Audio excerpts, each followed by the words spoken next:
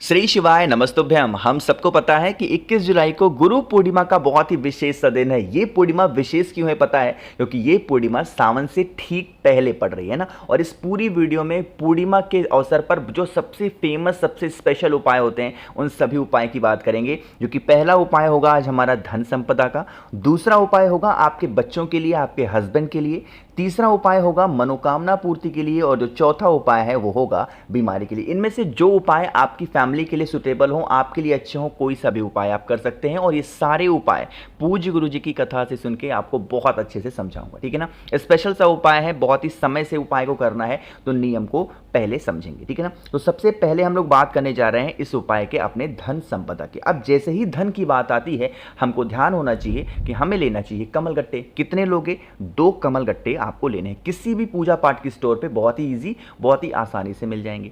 तो 2 कमल गट्टे लेना।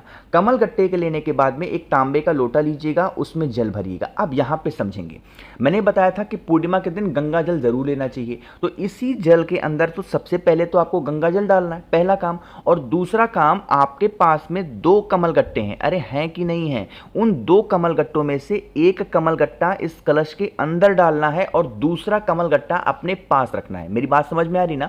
जो 2 कमल गट्टे हैं उन 2 कमल गट्टों में से पहला कमल गट्टा जल के अंदर डाल देना और दूसरा कमल गट्टा आप अपने पास रखना, समझ रहे हो? फिर आप इस कलश को उठाना और पहुंच जाना महादेव के शिवलिंग के पास में। एक बेलपत्र भी आप अपने घर से लेकर के जरूर जाएंगे, ठीक है ना। सबसे पहला काम करना है, जो एक बेलपत्र होगी उस एक बेलपत्र को चंद्रेश्वर महादेव, फिर से बोल रहा हूं, कौन से महादेव? चंद्रेश्वर महादेव के नाम से उस बेलपत्र को महादेव के शिवलिंग के ऊपर रख देना। पहला काम तो आप यहां पे कर लेना। दूसरा काम क्या करोगे?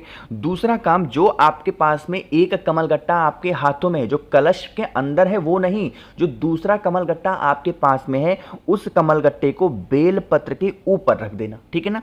ऊपर रखने के बाद में अब आपके कलश में जो जल है उस जल को रिद्धि सिद्धि के नाम से, फिर से बोल रहा हूं, किसके नाम से?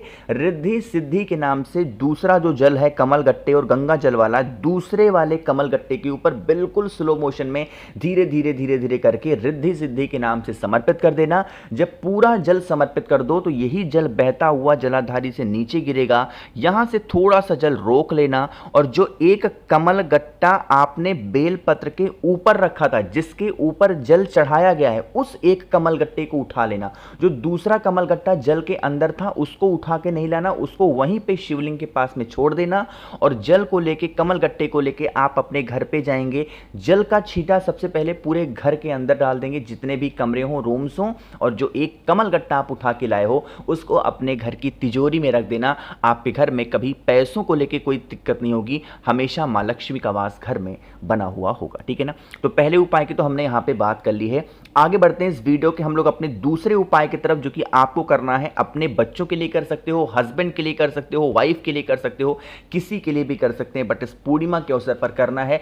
अगर आपका घर का कोई भी व्यक्ति आपकी बातों को नहीं सुनता है, इवन मैंने आपको बताया ना, चाहे आपकी वाइफ ही क्यों ना हो, आपके हस्बैंड ही क्यों ना हो, आपके बच्चे ही क्यों ना हो, आप इस उपाय को करेंगे। माइंड को शार्प करने के लिए इस उपाय को किया जाता।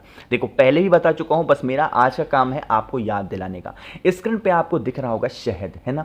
अब आपको यहां पे थोड़ा सा ज्यादा मात्रा में शहद लेना, कम से कम 4 से 5 चम्मच तो शहद लेना ही लेना है ना। अगर मान लेते हैं किसी भी कारणवश आपके घर में शहद नहीं होता तो मार्केट में आपको मक्खन अवेलेबल मिल जाएगा। बहुत सारी कंपनीज के मक्खन है, मैं किसी का नाम नहीं लूंगा, आपको जो मक्खन पसंद हो वो कोई सा भी मक्खन ले सकते हो, ठीक है ना। मक्खन लेना, या फिर देखो दोनों मत लेना, या तो मक्खन या तो शहद लेना। साथ ही साथ आपको जो सबसे जरूरी चीज लेनी है वो है 9 मुखी रुद्राक्ष। इस उपाय का नियम है 9 मुखी रुद्राक्ष का, लेकिन मेरी बहुत सारी बहनें परेशान हैं कि भैया 9 मुखी रुद्राक्ष हमारे पास नहीं होते हैं, हम क्या करें? तो आपके घर में फिर कोई सा भी रुद्राक्ष पड़ा हो वो ले लेना, लेकिन पहले कोशिश करिएगा इस गुरु पूर्णिमा के अवसर पर 9 मुखी रुद्राक्ष आपको मिल ही जाए, ठीक है ना। समझ रहे हो? नहीं मिलता तो फिर कोई रुद्राक्ष ले लो। जो भी रुद्राक्ष आपने लिया है उस शहद के अंदर उस रुद्राक्ष को नहीं डालना। कुछ लोग सबसे पहले गलती यही करते हैं, शहद के अंदर ही डाल देते हैं, ऐसा नहीं करना। उसको सभी चीज़ों को अलग अलग लेकर के लोटे में जल को लेके पहुंच जाएंगे महादेव के शिवलिंग के पास में। अब यहाँ पे तरीका समझिएगा, आपके पास में क्या है, शहद है या फिर मक्खन है, जो भी आपके पास में है, सबसे पहला काम करिएगा, जो रुद्राक्ष होगा उस रुद्राक्ष को माता अशोक सुंदरी के स्थान पर रख देंगे। ठीक, रखने के बाद में आपके पास में चाहे चाहे शहद हो या फिर आपके पास में मक्खन हो, उसको इसी रुद्राक्ष के ऊपर गिरा देना, ठीक है ना। गिराने के बाद में अपने हाथों से अच्छे तरीके से लेपन करेंगे माता अशोक सुंदरी के स्थान पे रुद्राक्ष के साथ में। इतना तेज मत लेपन करना कि रुद्राक्ष वहां पे टूट जाए या फिर रगड़ खाए। आराम से अपने हल्के हाथों से वहां पे लेपन करेंगे। लेपन करने के बाद में महादेव से यह विनती करेंगे, हमारे घर का ये सदस्य है, बहुत परेशान है, चिड़चिड़ करता, गुस्सा करता, बात नहीं सुनता, हे शिव शंभु भोलेनाथ आप इसे ठीक कर दें। ऐसे प्रार्थना करके और यहाँ पे जो आपने लेपन किया है, इस लेपन को उठा करके किसी छोटी सी कटोरी में या प्लेट में रख देंगे। अरे रख देंगे, समझ रहे हो मेरी बात को ना। इतना सब कुछ करने के बाद में आप रुद्राक्ष को उठा लेना, शहद को निकाल लेना और फिर एक लोटा शुद्ध जल तांबे के लोटे से श्री शिवाय नमस्तुभ्यम का जप करते हुए महादेव के शिवलिंग के ऊपर समर्पित करेंगे। अब मेरी बात सुनिएगा, ये देखो, ये जो आपने यहां पे इसके अंदर रोका हुआ है, चाहे तो शहद को, मक्खन को या फिर रुद्राक्ष को घर पे लेके जाना, धुल करके रख देना, ठीक। जो आपके पास में शहद है या मक्खन है, अपने घर के उस सदस्य को जिससे आप परेशान हो, आपको 9 दिनों तक उस व्यक्ति को उस चीज को खिलाना है। किसी चीज में मिला के खिला दो या फिर ऐसे खिला दो, किसी प्रकार खिला देंगे तो संस्थान को जो दिमाग होगा, माइंड होगा, वो सही दिशा में काम जरूर करेगा, ठीक है ना। तो यहां पे हम लोगों ने 2 उपाय की बात कर ली है, बहुत स्पेशल, बहुत ही प्यारे और सबसे फेमस उपाय। जब भी पूर्णिमा का दिन आता है, पूज्य गुरुजी अपनी हर कथा में इस उपाय की बात करते हैं और वो है हमारा तीसरा उपाय, मनोकामना पूर्ति करने का। और यह उपाय हमें चंद्रमौली महादेव के नाम से करना होगा, ठीक है ना। सबसे पहले समझने की कोशिश करते हैं इस उपाय को, लेकिन उससे भी पहले जल्दी से करिए वीडियो को लाइक और मेरे जितने भी भाई बहन आवाज मेरी पहली बार सुन रहे हैं, चैनल को जरूर सब्सक्राइब करेंगे, ठीक है ना। देखो भाई, समझने की कोशिश करते हैं। स्क्रीन पे आपको क्या दिख रहा होगा, चावल के दाने। कितने चावल के दाने लोगे, मात्र 1 चावल का दाना लेना है, इससे ज़्यादा नहीं लेना, ठीक। चावल के दाने ले लिए। चावल के दाने के साथ में आपको एक बेलपत्र भी लेनी है, बहुत ही सुंदर सी प्यारी सी। 1 चावल का दाना और 1 बेलपत्र लेंगे और फिर एक तांबे के लोटे में जल लीजिएगा अपने घर से। थोड़ा सा इस जल के अंदर आपको डालना है गंगा जल और पहुंच जाना महादेव के शिवलिंग के पास में। फेस रखिएगा उत्तर दिशा यानी कि नॉर्थ डायरेक्शन, है ना। तरीका समझते हैं। आपके पास में है 1 चावल का दाना, आपके पास में है 1 बेलपत्र। अरे है कि नहीं है। सबसे पहले आपको क्या करना होगा, जो 1 चावल का दाना है उसे भोले शंकर के शिवलिंग के ऊपर समर्पित कर देना। क्या नाम बोल करके, चंद्रमौली महादेव का ध्यान करके। जो पहला चावल का दाना होगा, चंद्रमौली महादेव का दाना नाम लेके समर्पित करेंगे और जो बेलपत्र आपके पास में है, इसी चावल के दाने के ऊपर उस बेलपत्र को, जो आपकी मनोकामना है, जो आपकी विशेष हैं, बहुत दिनों से परेशान हो, उसका ध्यान करते हुए समर्पित करके और फिर 1 लोटा शुद्ध जल तांबे के लोटे से श्री शिवाय नमस्तुभ्यम या फिर चंद्रमौली महादेव के नाम से, अगर इस पूर्णिमा के अवसर पर शाम के टाइम पे प्रदोष काल में आपने कर लिया उपाय को, तो फिर आपकी बरसों पुरानी सारी मनोकामना महादेव पूरी जरूर कर देंगे, ठीक है ना।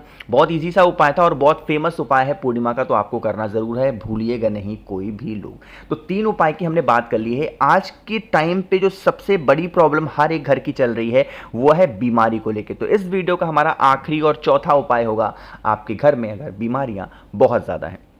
देखो समझने की कोशिश करते हैं। जैसे स्क्रीन पे आपको क्या दिख रहा है, एक लोटा दिख रहा होगा, दिख रहा है ना। आपको क्या करना होगा, इस लोटे में जल भरना है। कोशिश करिएगा वो लोटा कोई सा भी हो, जैसे तांबे का मिले तो बहुत अच्छा है, वरना मैं जो दिखा रहा हूं वो भी ले सकते हो, ठीक। जल लेना और इसी जल के अंदर आपको क्या डालना है, आपको इस जल के अंदर गंगा जल डालना, ठीक। गंगा जल डालने के बाद में जो आपके पास में 1 बेलपत्र होनी चाहिए और उस बेलपत्र को कलश के अंदर भी डाल देना। जल, गंगा जल और 1 बेलपत्र इस कलश के अंदर डाल देना। डालने के बाद में आपको क्या करना है, जो व्यक्ति बीमार पड़ा हुआ है, जो भी व्यक्ति, उस बीमार व्यक्ति के हाथों से उस कलश को एक बार टच करा लेना, एक बार स्पर्श कराना, सिर्फ टच कराना है, ठीक। टच कराने के बाद में उसको लेने के साथ में आपको 1 चुटकी हरा मूंग लेना है अपने घर से, ठीक है ना। गिनती मत करना, चाहे 1 ही दाना मिल जाए, बस 1 चुटकी आपको हरा मूंग लेना और उन सभी चीजों को लेके पहुंच जाएंगे महादेव के शिवलिंग के पास में, ठीक है ना। हरे मूंग को अभी अपने पास रखेंगे और चंद्रेश्वर महादेव, फिर से बोल रहा हूं, कौन से महादेव, चंद्रेश्वर महादेव के नाम से उस लोटे का जल महादेव के शिवलिंग के ऊपर समर्पित करेंगे। जब समर्पित कर दोगे तो जो बेलपत्र होगी महादेव के शिवलिंग के ऊपर आकर के रुकेगी और जो आपके पास में एक चुटकी हरा मूंग है, जो भी व्यक्ति बीमार है उस व्यक्ति का नाम और गोत्र बोल के उसी बेलपत्र के ऊपर अगर जल चढ़ाने के बाद में हरे मूंग को आप चढ़ा देते हो किसी भी पूर्णिमा तिथि पे, तो आपके घर का वो व्यक्ति कभी बीमार नहीं पड़ सकता, और अगर बीमार पड़ा हुआ है तो उसकी बीमारियां धीरे धीरे करके खत्म जरूर हो जाएंगी। ठीक है ना। तो कोशिश की मैंने आप सभी लोगों को इस पूरी वीडियो में स्पेशल से उपाय को समझाया है, जो उपाय आपके लिए अच्छे हो, फैमिली के लिए हो, कोई सा भी उपाय आप कर सकते हैं। बाकी वीडियो पसंद आई हो तो लाइक करिएगा, कुछ पूछना है नहीं समझ में आया नीचे कमेंट सेक्शन में पूछ सकते हैं। बाकी मेरे जितने भी भाई बहन आवाज मेरी पहली बार सुन रहे हैं चैनल को जरूर सब्सक्राइब करेंगे। श्री शिवाय नमस्तुभ्यम।